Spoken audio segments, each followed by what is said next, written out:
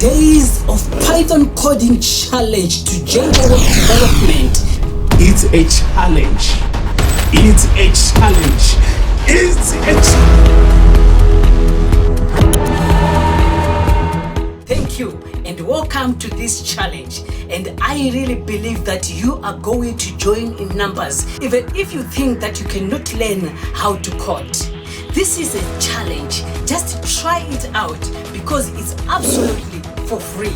However, because it's referred as a challenge, we are going to do the elimination. Yes, you guess it. Squid Game. Squid Game. But we are not going to do it as consecutive days. We are going to put days aside. But if you don't join us according to those days, remember, it's an elimination. The videos will be uploaded to my YouTube channel, and despite the fact that you'll be eliminated, you can still follow along because we will be recording every tutorial or every session that you'll be doing.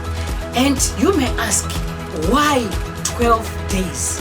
Number one, the basics of Python programming as I look at the topics that we need to cover. For example, variables, lists, sets, tuples, dictionaries, and other things.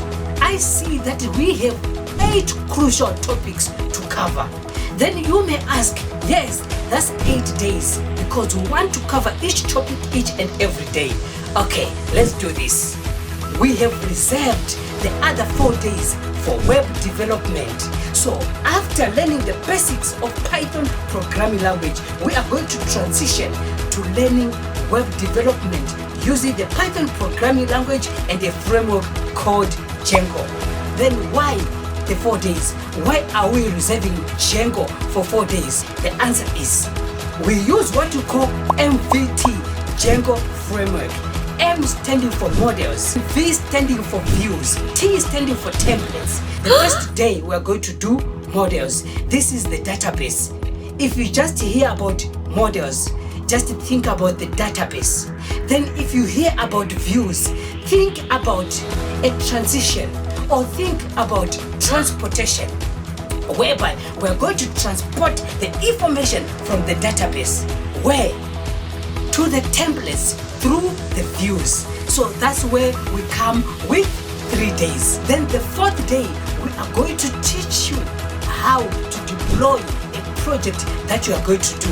And by the way, what is the project that we are going to do? We are going to do this portfolio that I did this January 2023. So I'm going to show you how to learn the basics of Python programming all the way to doing a portfolio, something like this. And from there, even though we are not going to do exactly the interface that looks like this, but the backend will be totally the same. The logic operating behind will be totally the same. Then we lead you to the internet. You go on the internet, you look for a template that you want that suits you, then you create your own portfolio. And why the portfolio?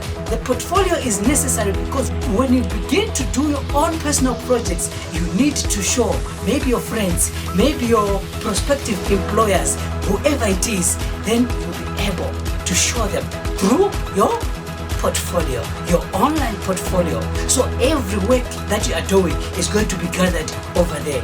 By the way, my portfolio, if you want to just have a look, it's honest.aspiretech.net. Just enter those words and you get to my portfolio. Thank you for watching and hope to see you in the challenge. And we are about to do the preparation meeting. Guess what? I just created the WhatsApp group 3 hours ago and already we have 25 people in the group. Don't miss out. Join the others. Who knows?